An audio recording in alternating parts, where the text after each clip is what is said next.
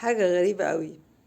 امبارح مذيعة سورية مستضيفة واحد سوداني، وسوداني بيتكلم عن ان الاتحاد الاوروبي والمنحة الامريكية، المعونة الامريكية قصدي، عايزين يساعدوهم عشان خاطر هم بيعملوا توطين يعني.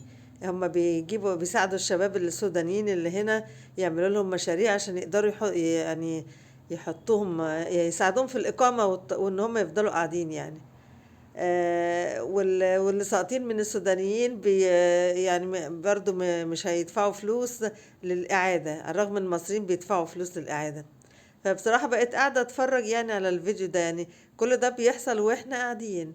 يعني هم بيتفقوا مع بعض، بيتفقوا مع المعونة الأمريكية، سوريا جايباهم يعني يسوقوا للمشروع بتاعهم، والدنيا هايصة آخر حلاوة يعني.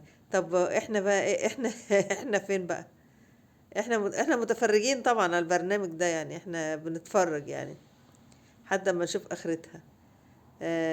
بصراحة ربنا يعني مش عارفة يعني الواحد يقول ايه على اللي بيحصل ده.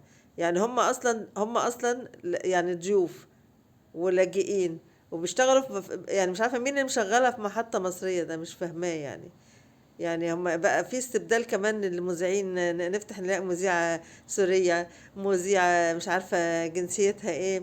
المهم يعني ايه، المصريين بقى دمهم تقيل يعني بصراحة. يعني ربنا يستر.